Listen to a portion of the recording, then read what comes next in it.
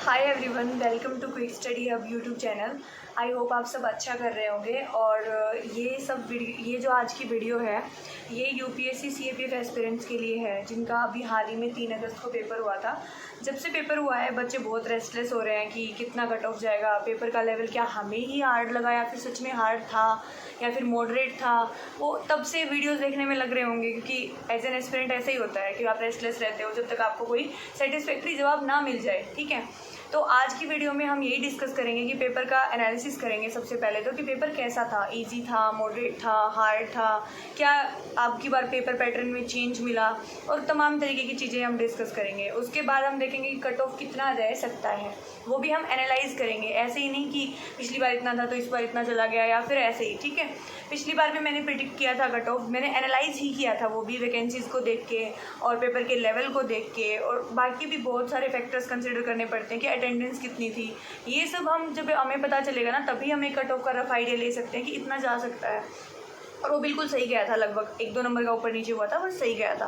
तो इस बार में मैं कोशिश करूँगी कि आपको एक एग्जैक्ट कट ऑफ बताने की कोशिश कर सकती हूँ, क्योंकि देखो उसके ऊपर नीचे रह सकता है। अगर मैं ज़्यादा बताऊँगी तो ज़्यादा के बाद क्या होता है, जिसके कम नंबर होते हैं फिर उसको लगता है नहीं ऐसे ही फेंक रहा है। ठीक है, जिसके ज़्यादा होते हैं वो तो खुशी रहता है हर सिचुएशन में ही, है ना। तो हमें उसी हिसाब से देखना है कि रियलिटी को एक्सेप्ट करना है। सबसे पहले तो बी प्रैक्टिकल, कि अगर अच्छा नहीं हुआ तो अगर अटैम्प्ट बचे हैं तो आगे की स्ट्रेटेजी क्या रहनी चाहिए, हमें क्या गलतियाँ दोबारा रिपीट नहीं करनी, वो देखेंगे हम। और जिनकी अगर मान लो अच्छा गया पेपर, उनको ऐसा करना है कि आगे हम फिजिकल के लिए क्या करें क्या नहीं करें, इंटरव्यू के लिए कैसे प्रिपेयर करें, तो ये सब हम आगे देखेंगे, है ना। तो सबसे पहले अगर पेपर की बात की जाए तो पेपर जो था इस बार का वो मॉडरेट टू टफर साइड ही था। ठीक है, क्योंकि पेपर अनएक्सपेक्टेड पैटर्न पे आया। देखो हर बार क्या होता है, मैथ्स आता है, अनडाउटेबली आता है, ठीक है, कोई दिक्कत वाली बात नहीं है। इसके बाद 1-2 क्वेश्चंस रीजनिंग के भी रहते हैं। पहले अगर आप और पीछे जाओगे तो रीजनिंग दिखती थी। फिर जब 2023 का पेपर हुआ था उसमें क्या हुआ था कि मैथ्स था अर्थमेटिक वाला, 1-2 क्वेश्चंस आपको मेंसुरेशन के भी दिखे होंगे कि ठीक है एडवांस मैथ के हो गए। उसके बाद आपको रीजनिंग के भी 1-2 क्वेश्चंस थे।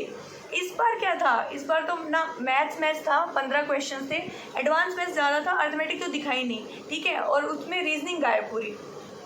पॉलिटी जो हमारा फेवरेट सब्जेक्ट होता है, जो हम बहुत मन लगा के पढ़ते हैं क्योंकि हमें अच्छा लगता है, ठीक, कनेक्ट करते हैं हम उसके साथ, वो गायब। 2023 में भी गायब हुआ था, उसमें भी 4-5 ही क्वेश्चंस थे, और इस बार भी ऐसा ही हुआ। 2023 में वैकेंसीज भी सिमिलर थी इस बार के, क्योंकि उस टाइम पे भी हमारी वैकेंसीज कितनी थी, 322 अप्रोक्स थी, है ना। और इस बार भी कितनी है हमारी, 357 के अप्रोक्स है आई थिंक, तो इतना ही है। तो अगर आप वैकेंसीज़ को कंपेयर करोगे तो ये 2023 जैसा था, बट अगर आप लेवल की बात करोगे तो नो डाउट उससे थोड़ा सा लेवल ऊपर ही था। बट उस टाइम पे भी कुछ अनएक्सपेक्टेड ही हुआ था जो अभी मैं आपको बता रही हूँ। और 2025 में भी ऐसा ही कुछ देखने को मिला। करंट अफेयर और डेप्थ में जाने लग गए हैं, और डेप्थ में पूछने लग गया है। ठीक है, पॉलिटी तो गायब भी थी, इकोनॉमिक्स वगैरह के तो फिर भी थे क्वेश्चन। ठीक, बाकी अगर आप देखो कि रीजनिंग भी गायब कर रखी, और कंप्यूटर का वेटेज बढ़ा दिया। अब की बात से आपको कंप्यूटर भी अच्छे से पढ़ा करेगा। क्यों? क्योंकि देखो आर्टिफिशियल इंटेलिजेंस से क्वेश्चन पूछ रखा था, लैंग्वेज से क्वेश्चन पूछ रखा था, और मेमोरी तो उसका फेवरेट है ही एग्जामिनर का, उससे तो पिछले भी पेपर में क्वेश्चंस आ चुके हैं 1-2 बार, है ना। तो अभी हमें ना अपनी स्ट्रेटेजी को बदलना पड़ेगा थोड़ा। अब कंप्यूटर का भी वेटेज बढ़ गया है, तो ये अनएक्सपेक्टेड था। पहले तक एक्सपीरियंस को क्या होता था कि भी 1-2 क्वेश्चन आएंगे, यार क्या पढ़ना उतने के लिए, आएगा तो ठीक है कर लेंगे, नहीं तो छोड़ भी सकते हैं, है ना। अब नहीं छोड़ सकते, क्योंकि देखो पॉलिटी से ज़्यादा क्वेश्चंस तो आपको कंप्यूटर के देखने को मिले हैं, है ना। तो इन सब चीज़ों की वजह से ना पेपर थोड़ा टफ हो गया। नहीं तो पेपर अगर आपको पैटर्न का वो तो यूपीएससी है, देखो अनएक्सपेक्टेड चीज़ें तो करेगा ही, ठीक है, बट ऐसा इस पेपर का कोई फिक्स पैटर्न हो नहीं सकता, क्योंकि हर बार कुछ ना कुछ चेंज कर देते हैं और बच्चों को फंसा देते हैं। तो आपको ना हर तरीके से प्रिपेयर रहना पड़ेगा। आगे के लिए बता रही हूँ, जिनके अटैम्प्ट्स बच गए हैं, ठीक है, जिनके नहीं बचे उनको भी इतना निराश नहीं होना। ठीक है, आपने अपना बेस्ट दिया भाई, क्या पता आपकी किस्मत में कुछ और हो, डेस्टिनी में कुछ और हो, है ना। तो इसके बाद भी लाइफ खत्म नहीं होती, इसके बाद बहुत ऑप्शंस है। आप अगर यूपीएससी सीएससी ट्राई कर सकते हो, या फिर आईबी के भी फॉर्म निकले हुए हैं, अभी 9 अगस्त उनकी लास्ट डेट है, तो आप उसमें भी ट्राई कर सकते हो, वो भी एक अच्छा बैकअप ऑप्शन है ना। तो हार नहीं माननी। तो कट ऑफ जहाँ तक की बात है कि पिछली बार वैकेंसीज 500 प्लस थी, तो आप पिछली बार से कंपेयर नहीं कर सकते। पिछली बार की 500 प्लस थी ना, तो उसमें क्या था कि 90s में कट ऑफ गई थी, बट इस बार इतनी कम कट ऑफ नहीं जाएगी किसी भी हाल में। कट ऑफ हम यहाँ पे भी क्या रहेगी, 115 के अप्रोक्स ही रहेगी। रहेगी, ऊपर +2 -2 आप कर सकते हो, क्योंकि जनरल की 2023 में भी इतनी गई थी। चाहे पेपर वो टफ बनाए चाहे कैसा भी बनाए, देखो एक बात आप डिनाई नहीं कर सकते कि आजकल ना कंपटीशन बहुत बढ़ गया है, बच्चे बहुत पढ़ने लगे हैं पिछली बार के कंपैरिजन में, ठीक है। तो कट ऑफ कम नहीं जाएगी, पढ़ने वाले अभी भी हैं, ठीक है। तो हम वो नहीं बोल सकते कि कम जाएगा, चाहे अब बुरी लगे जिसके कम आए उनको, चाहे जिसके ज़्यादा आए उनको, तो चलो खुशी ही होगी, है ना। तो हमें क्या करना है अब जिनके मार्क्स अच्छे आ रखे हैं वो तो अपना फिजिकल की तैयारी में लग जाओ, क्योंकि फिजिकल में भी बहुत बच्चे बाहर हो जाते हैं, जिनके अच्छे अच्छे नंबर आ रखे होते हैं ना वो भी बाहर हो जाते हैं, ठीक है। मैं खुद भी फिजिकल में डिस्क्वालीफाइड हूँ। और उसके अलावा अगर आप बात करोगे कि जिनका नहीं हुआ उनको भी मैंने बैकअप ऑप्शंस बता दिए, ठीक है। तो जिनका क्लियर हुआ है ना और जिनका क्लियर नहीं हुआ है, सॉरी, और उनके अगर अटेम्प्ट्स बचे हुए हैं, तो आप अच्छे से स्ट्रेटेजाइज करो चीज़ों को कि आपकी वीकनेस के एरियाज क्या क्या थे, कहाँ पे आप मात खा गए और कहाँ पे आपको मेहनत की ज़रूरत है। दूसरी बात, मैं खुद भी साइंस टीच करती हूँ, मुझे भी पता है और मैंने पेपर देखा है, ठीक है। तो आपको ना थोड़ा साइंस में भी अपना लेवल अप करना पड़ेगा। नो डाउट 5-6 क्वेश्चन तो ईजी रहते हैं, तो 5-6 तो वन लाइनर पूछ रखे थे, बट इसमें ना लेंथी पूछता है, डेप्थ में पूछता है क्वेश्चन को। तो आप एक साइंस का भी अच्छा खासा वेटेज था, इस बार अच्छे खासे क्वेश्चंस डाले हुए थे, तो जिसकी साइंस स्ट्रॉन्ग थी ना उसके पास एक एज थी।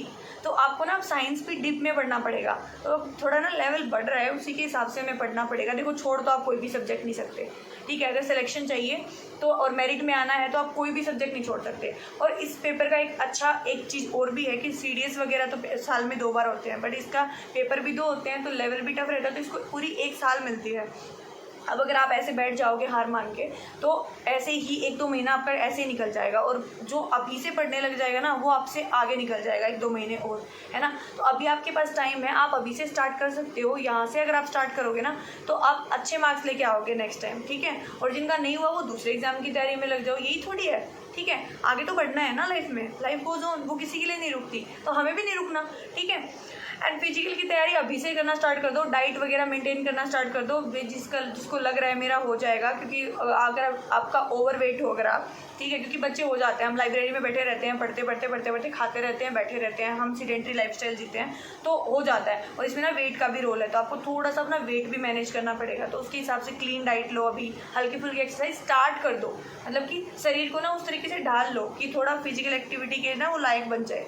उसके बाद नहीं तो फिर आप डायरेक्ट मैदान में उतरते हो कि 20 दिन में मेरा फिजिकल क्लियर करा दो, वो होता नहीं है फिर, ठीक है।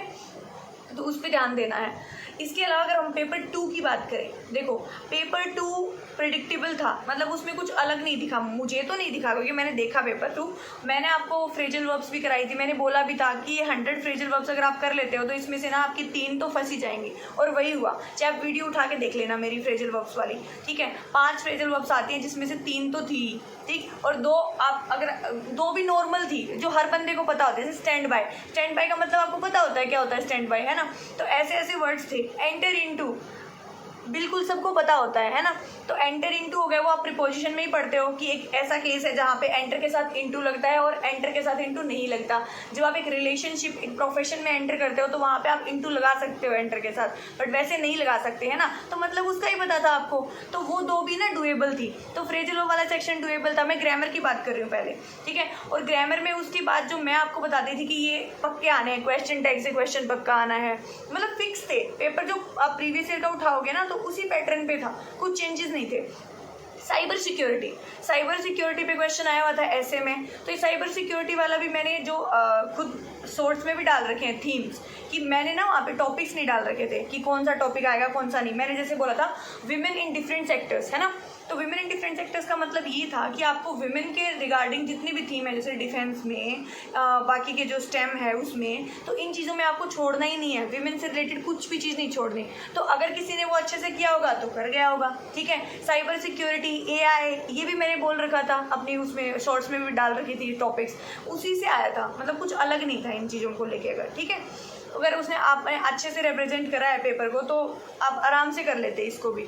उसके बाद अगर आप देखोगे आर्ग्यूमेंट, रिपोर्ट, वो भी ना डुएबल थी। मतलब हाँ, रिपोर्ट में थोड़ा सा ऐसा होता है कि रिपोर्ट में अगर आपको नहीं पता होता ना उससे रिलेटेड, मतलब डेटा वाइज, क्योंकि इसमें फैक्ट डालने पड़ते हैं, फिर भी अगर आपका और पूरा पेपर गया है, अच्छा गया है ना, तो आप रिपोर्ट में अगर कोई एक आध मतलब रेलेवेंट भी लिख दोगे तो भी आपको एवरेज मार्क्स मिल जाएंगे, है ना।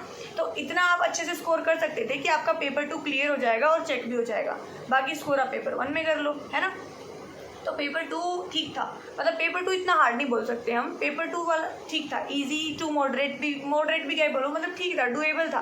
पेपर मैंने देखा 2023 जैसा सही था, मतलब इतना हार्ड नहीं था। जो थीम्स थी, जो टॉपिक्स थे, वो एग्जैक्ट वही थे जो आपने अगर एक अच्छी कोचिंग की टेस्ट सीरीज भी करी होगी, जैसे AVKS है, AVKS अकेडमी की टेस्ट सीरीज अगर आपने करी होगी तो उन्होंने हर एक टॉपिक कवर कर रखा था, ठीक है, हर एक टॉपिक कवर कर रखा था। ऐसे ही कोई और भी कोचिंग इंस्टीट्यूट अगर आपने कर रखा होगा ज्वाइन, जहाँ पे आपने देखा होगा, ठीक है, वहाँ पे भी अगर आपके टीचर्स ने आपको गाइड किया होगा अच्छे से, और अगर इवैल्यूएशन अच्छे से हुई होगी, और अगर आपने अगर वो थीम्स भी करी होंगी ना, तो पेपर 2 तो आप आराम से निकाल दोगे। पेपर 2 में इतनी दिक्कत नहीं थी। यहाँ पेपर 1 था, मॉडरेट टू टफ था, नो डाउट, ठीक है। तो जिस पर्पज़ के लिए वीडियो बनाई थी इसीलिए बनाई थी कि आप लोग मतलब ज़्यादा डिमोटिवेट मत हो ना, अगर जिसका क्लियर होता हुआ दिख रहा है वो अपने आगे की प्रिपरेशन करो, जिनको नहीं होता उनको निराश नहीं होना, ठीक है बस।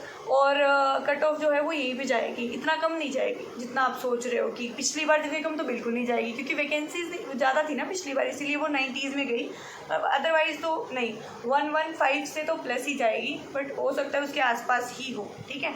ये है अपनी जनरल की बात कर रही हूँ मैं, EWS की उससे 5-6 नंबर घटा लो, ठीक है, और OBC की जनरल की बराबर से जाती है, एंड SC ST फिर अगर देख लो SC ST की 2023 में जब 117 पॉइंट कुछ कट ऑफ गई थी जनरल की, तब उनकी कट ऑफ गई थी 97 या 98 या 99 गई थी, आई थिंक, हाँ 99 के आसपास गई थी। तो इतना डिफरेंस उसमें भी नहीं होगा, आप मतलब 15-16 नंबर और घटा लेना, मतलब अगर आपकी 117 जाती है जनरल की, 115 जाती है, तो उनकी फिर 100 के आसपास जाएगी, ठीक है। तो आई होप आपको इस वीडियो से हेल्प मिली होगी।